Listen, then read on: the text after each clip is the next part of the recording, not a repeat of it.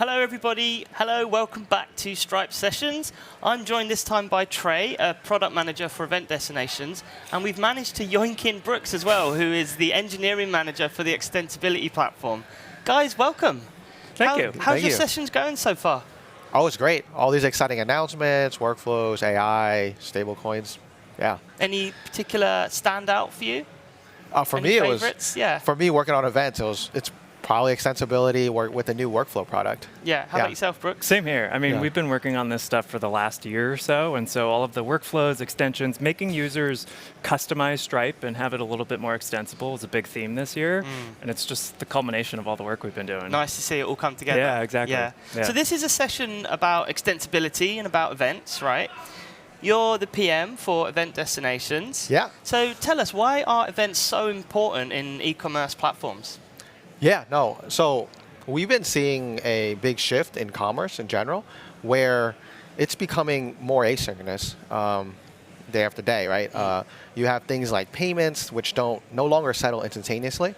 A good example of this is OXXO, which is a payment method that is very popular in Mexico, where to pay for something, the flow goes like, you purchase something online, you get some kind of QR code or voucher code, and then you physically take that code to a gas station, pay for that in cash, which could take anywhere between like 3 to 7 days, and only then is it actually settled. So then you also have other concepts like invoices, subscriptions, compliance checks. These things takes time to unfold, and as the state of these resources change, businesses need to be aware of this. We call this like transient data, and to make durable business outcomes of it, it's very important to listen to events here, right? For example, a business may want to instantaneously provision access when a new subscription is created for a good user experience, or when a subscription is paused. They may want to upsell products or to reduce their churn. And if you're operating in a country with compliance checks like 3DS, where users have to manually verify payments that come in, you as a business want to be abreast of when they hit these failure states so that you could lead them back on the happy path. That's increasing your conversion rate, right? It's like the payment process itself is a kind of state machine that needs to pass through different steps. Yeah, exactly. And we only expect these use cases to grow over time. Yeah. It's funny because it's counterintuitive. When you're interacting with Stripe, you're making this request, right? You start with an HTTP request, you get a response, and it feels pretty immediate. But in reality, like the payment methods Trey was describing, someone's physically walking down the street to actually go pay for something. And so all of this happens later. And so more and more you find that the integrations that users are building are just these things that, have to act on something that happened an hour ago, a day ago. And so you don't get that instant gratification from the response in that API. So then if we're telling people that events is a really good way to handle these asynchronous problems, why is that better than something like a traditional polling mechanism where you're constantly checking back to see if something is ready or something has changed state? Why would you go for events over polling? Yeah, and it's really just dealing with the volume of activity that you need to be apprised of, right? Stripe, we process in the magnitude of billions of API requests each day, and you can imagine much more events downstream. So polling just isn't a scalable solution here.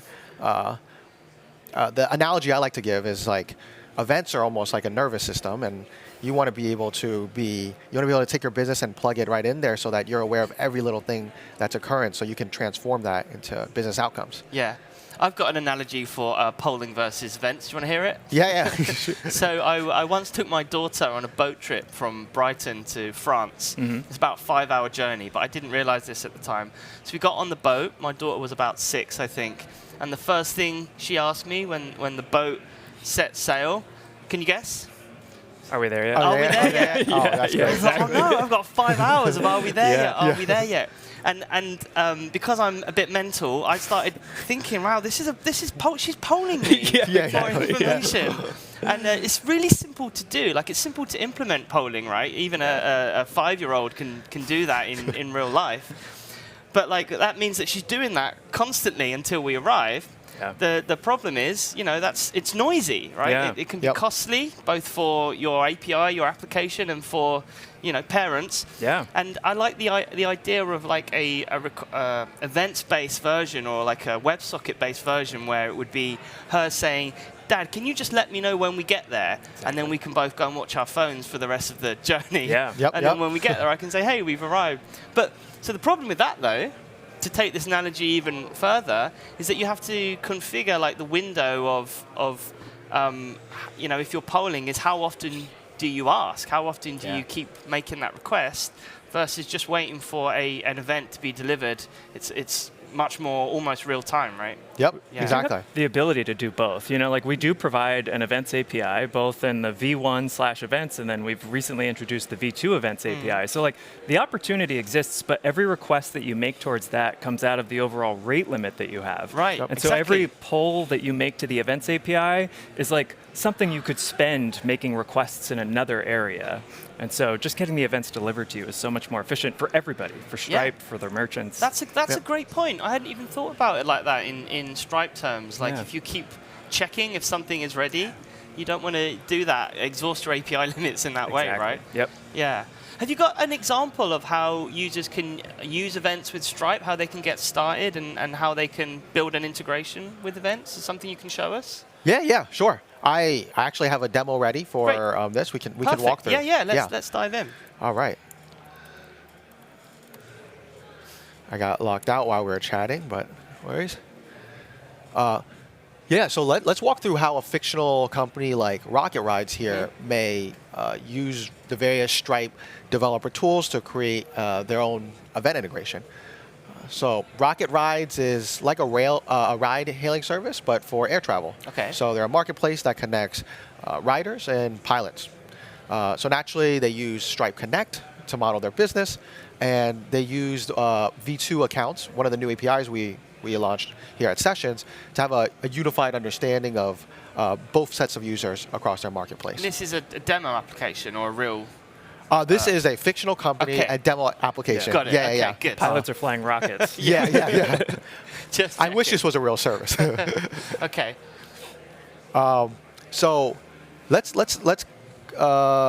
run to the API ref. The API ref is one of many tools where you can learn more about how events behave, and it's a great place to get inspiration for what events you may want to integrate with. In this specific part of the API ref, I'm listing out all the types of events here. These are thin events. We haven't talked about thin events yet, but we can get into that as well. So hang on, just go back one step. The API ref is a tool. I never heard of this tool, API ref. Yeah. Is this just documentation that lists the different events, or is it something more than that? Yeah, this is documentation that's geared towards developers and explains how Stripe API works, which includes all our sync APIs, how the API resources are defined, and the asynchronous part. So the events, what type of events, how the payload may look. Yeah. It's like everything you need to start your event integration. Exactly. Yeah. Sorry, please continue. Yeah. So this part of the API ref is a list of all the thin events. And as you can see, we have many events here, and you can expect Stripe to add more through time. So Rocket Ride, since they use Accounts V2, they can use this filter here to filter for events about their account. So actually, I want to actually go to the preview version here so that we can see these new events because V2 account is in a preview. So this is the specific API version where new features are introduced, right? Yep, exactly. Got it. And yeah, what you just saw me do is actually change the version because obviously Stripe's API is version. So if you change the version, you get version-specific content on the API ref. So let's filter here for account events and see if we see anything interesting. So Rocket Rides is a Connect platform. Like many other Connect platforms, they want to be aware of when their merchants or pilots have a capability update, right? This is like the ability to do something on Stripe, whether it's to accept a payment, accept a payout, transfer their balance, for example.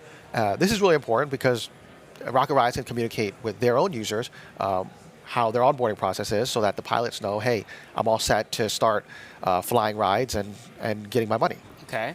You mentioned earlier payments are a big state machine. This is effectively the documentation for all of those different states. Right. And so we fire those events whenever that state transition happens. Got it. Okay. So like a capability update is like, okay, cool. Now like a new pilot has the ability to receive funds. And that's like a big deal, right? They have to upload a bunch of paperwork and go through the process of being vetted so that they can actually receive all this. So this is a great way to onboard new pilots. So you're going to build this into the application? Yes. In real time. Okay. Yep, we will. Okay, let's see. So the event that sticks out to do that looks like it's this one, v2.core account configuration merchant capability status update. Occurs when the status of an account's merchant configuration capability is updated. Okay, yeah, that's the state machine changing to this next step. Okay. Yep. So let's look a little deeper to how this event works so that we can start planning how we may want to write our integration. You can see here in the payload, it is very thin, and this is why we call it thin events, where the main data that is given here is what event type it is, and you have some basic delivery information like when it was created, and then data about the related object, the related API resource the event is describing. In this case, it's the v2 core account resource. And we have an ID here where as we process events, I may want to fetch the latest state of that resource from the API to use that, to consume that data to process my event. So you mentioned there something about a thin event. Yeah. What is a thin event? Yeah, no, this is a great segue into that. So during sessions, we're releasing a new type of event payload called thin events. The events that most of our users are likely integrating with, which we didn't have a name before, we're naming that snapshot events, right? And this is, as the name implies, the payload that is sent to an endpoint or what kind of destination you have Stripe sending it to, EventBridge, is includes a snapshot, an in-time definition of what the resource is at the time the event was created. So the snapshot event, the previous way that we would deliver events, contains the entire resource and everything, the way that looks at this moment in time. A snapshot. Yeah. Okay. And thin events contains information about the thing that just happened and then link a way for you to retrieve information about that resource. Exactly. Okay. It's designed to be much more like a signal that something has happened. Yes. And go and tell you to go to the API and fetch more data about it. So are thin events better for the user? Is there a reason for them to want to use that instead of snapshot events? Yeah, I mean, because of the inherent nature of being a snapshot of that moment in time, it can get a little bit tricky, right? Like, if Stripe sends a bunch of events to you and you end up receiving them and looking at the contents, that's a pretty cool feature, right? With snapshot events, it is the exact same API resource that you would fetch if you were communicating with the API. Yeah, it sounds easier. Everything I want is already there, right? Exactly, right. Thin events are offered as a signal that something has happened, but we don't quite tell you exactly what. It's up to you to go fetch it from the API. The reason for that is because something could have changed from the moment when you received that event to when, like, the reality of what actually the state of the account is. Right. So aside from capabilities, you could imagine sort of an event that goes from active to inactive, some resource that is enabled or disabled. Sometimes those events come out of order, Right. Either Stripe may send them out of order or you may receive them out of order. And so you end up with maybe a disabled event that actually it's enabled in the real world. And so we always want to encourage folks to go fetch from the API, use it as just a signal of what happened. So this is almost like a better practice or guardrails that are saying, like, there's a thing that's happened. If you want to retrieve the current state, you should do it now, kind of thing. Yeah, okay. Yeah.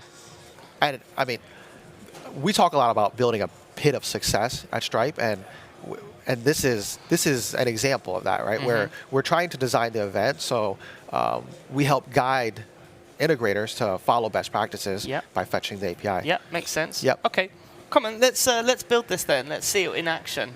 Cool. And then one more thing to highlight about the payload is we talked about fetching. If you use the API after you receive the event, and your handler looks something like this, where you retrieve the event itself. That's so it, you could get more information about the event. For this specific event type, it tells you what capability got updated. And the example in this sample is card payments. So that is a sign that, hey, my merchant can now start accepting card payments. So they can start doing business, and I can tell my merchant that they're all ready to go and start. Got it. Yeah. Okay. Right. Cool. So now I have a lot of information about events.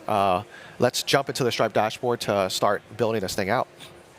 You've kind of established which event you're going to want to be registered to receive, right? Yep. That's what we've done. Yeah. Okay. Exactly. I'm going to minimize this real quick to show you. So here, this is a sandbox account for Rocket Rides. A sandbox is an isolated testing environment.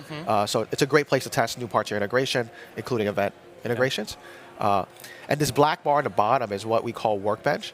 This is going to be the home of all your developer tools.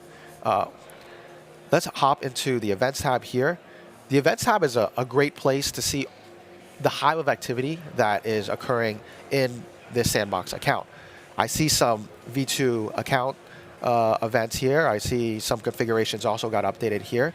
The Events tab is also another great place to get some inspiration about what type of events you may want to integrate with. And it's also a great place to get a general pulse about what's happening in your account and on your integration. But now that I understand events, let's actually get started integrating with this thing. So if you hop over to the Webhooks tab, this is where you can register what we call an event destination, which is a configuration that tells Stripe to send you an event to a specific endpoint. Okay, I have a gripe here. Yeah? Yeah. So there's a few things going on with the naming of things, right? With webhooks, we've got event destinations, we've got webhook endpoints, we've got event bridge. Like, what's the best way to understand what is the difference between a webhook and a webhook endpoint and event destination? If you've got a nice way, because they all sound so similar. Yeah. The framing we like to say here at Stripe is webhooks is the technology and architecture of setting up receiving asynchronous events between systems. Okay. To do that on Stripe, we have a resource called Event Destinations, which is a configuration of where you want these events to be sent. And this configuration could represent different types of destinations. One of those types is an HTTPS handler, which we call a webhook endpoint. Yep. But we support more than that, which is why we call it event destinations. Last year, we released support for Amazon Event Bridge, so you can receive your events directly into your AWS environment. And in the future, we plan to add a lot more exciting event destinations. Later this year, we're working on targeting Azure Event Grid with GCP in the future. Okay, so you've got events, which is in the webhooks tab. Yep. And you can configure events to be sent to a webhook endpoint, Yep. which you will stand up yourself usually, right? I suppose other providers can also stand up a webhook endpoint too. It's really just an API endpoint. It's a place for Stripe to communicate with your integration, or maybe if you use a third party, they may guide you through like, hey, in order for our application to work, you need to send your Stripe events to us. Okay, and that's kind of a URL that you will give exactly. it, right? Yep. And then you've got other type of event destinations. Currently, that is Amazon Event Bridge, but we'll be adding more and more event destinations throughout the roadmap. Yep. Okay. Exactly. And for all my viewers, if you have any interest in other types of destinations that may be used for your use case, like you should definitely reach out to us. We're constantly looking for newer destinations. What's the best way to reach out to you? You can reach out to us on Discord, or we'll drop our email here somewhere where you can email us. Put the email in as well. Okay, Yeah. great. Okay, sorry. Let's crack on with your integration. Yeah. No, these are great questions. So we've already discussed that we can add an event destination, whether that's a webhook endpoint or Amazon Event Bridge. Let's say Rocket Rides wants to create an webhook endpoint. Before actually just registering my link, it's very helpful for me to develop on my local machine. Sure. And so here on the tab, you can actually create what we call a local listener. I love this. This is so useful. Yeah, this is a great experience for local development. We send events that are emitted in this account and tunnel that straight to your your local machine so that it's easier for you to test your handler. Yeah. So it's like, as you're live coding in VS Code, you get the events, you can play around with the code, because otherwise you'd have to deploy every time, right? If you wanted to test out your webhook endpoint. Such a neat feature. That was, by the way, the biggest gripe that I would hear when working in serverless world at AWS was like testing these things locally is so difficult, right? Yeah. And so it's so nice to see that this is just already being handled here. Yeah. Exactly. Yep. Yeah. So let's click on this. We can see here that we have different CLI commands in order to set up this local listener. I'm going to select thin because, as we discussed, this account v2 merchant configuration capability update event is a thin event. Yeah. Looks like if I use my Stripe CLI, I run some commands, and I'll be able to receive the events. That's actually the first time I've seen that. You can choose which type of event payload you want delivered. Yeah. That's really neat. Yeah. Nice. Okay. So let's go into my IDE and try to set up a local listener. I already have a handler pre-written here, which we can walk through. But first, I'll set up the local listener, and then we can walk through what the handler does. Let's start here. So here I'm going to run the stripe listen command that you just saw earlier. And what this command is doing is going to stripe listen creates a local endpoint. I'm telling it to forward all the thin events to my local machine at 4242 webhook. And then I want to specifically only forward these capability status update events, the one that I'm going to integrate against. So this is using the Stripe CLI to tell it which events to forward. Yep, exactly. Okay. Great. So it looks like the local listener is ready to start listening. You can see it spat out a signing secret. This is another great practice at Stripe. So we send all our events with a signing secret so that you can validate that that event is actually from Stripe once you receive it to reduce like security threats and whatnot. So it's secret between like us as Stripe and you as the merchant, right? Like, this could be really bad if it doesn't go well, where if someone else is able to figure out the endpoint that you have on the public internet, that's what a webhook endpoint is, right? It's a publicly addressable space. If they just make an HTTP request to that, you could hypothetically forge like a payment intent just succeeded.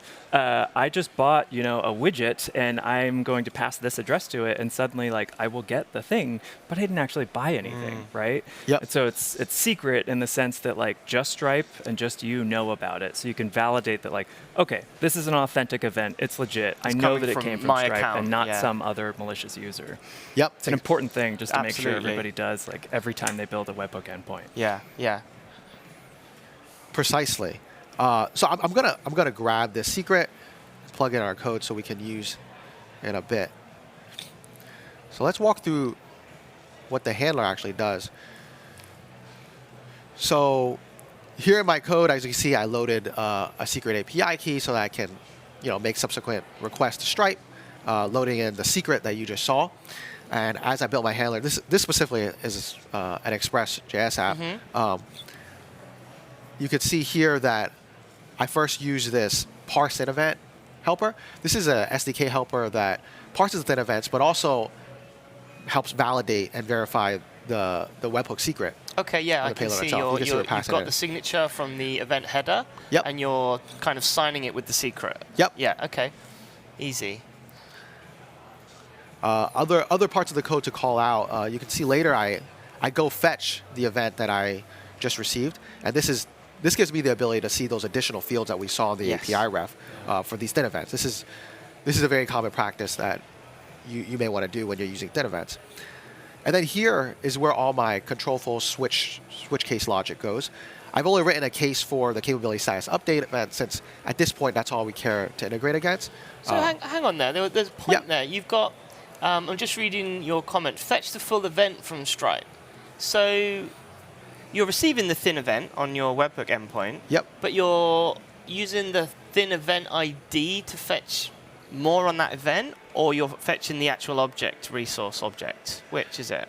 Yeah, so it is the former. So essentially when you're using thin events, you have two options to consume more data. You can either fetch the latest resource, and you would use the resource ID, which we'll do later in the code. Or you can fetch the event from our events API specifically, and the event itself includes additional contextual data about the event. Interesting. It may not necessarily be on the API resource. So there's kind of 3 levels of events. There's snapshots, there's the full thin event, and there's the default thin event that you receive. It's like what's pushed to you versus what's available if you were to pull it again from the API. I see. Okay. Yeah. Well, certain products will have a little bit more information about not the payment intent, like someone walked down the street and actually paid for it, but the event itself, sort of like the data about the context what around changed. It. Yeah, exactly. Things like that. Okay, that's interesting. Yeah, and one of the reasons we design it like this is because the payload that we end up sending you, we can now send it unversioned. Right? Unlike snapshots where we have to send a version resource definition with the event itself. Why is that useful to have an unversioned payload? It makes version management a lot easier. Right. Okay. When you're dealing with a version payload, now you have to configure version on Stripe and in your handler version of configuration drifts, and then when you upgrade, you may have to register two both events written in both versions sent to your same endpoint, the endpoint to be able to process both versions until you can finally safely cut over. Okay. It's a mess. It makes upgrading so much harder. I believe you. Okay. Yeah. Sounds annoying. Yeah, it is. So, and later when we're writing the case statement, you can see here that I use the fetch-related object helper to go and fetch the latest related resource definition related to this event. So in this case, this would fetch the V2 core account object. And then the rest, this is where you would normally write processing logic here, right? Business logic, right? Yeah. Okay.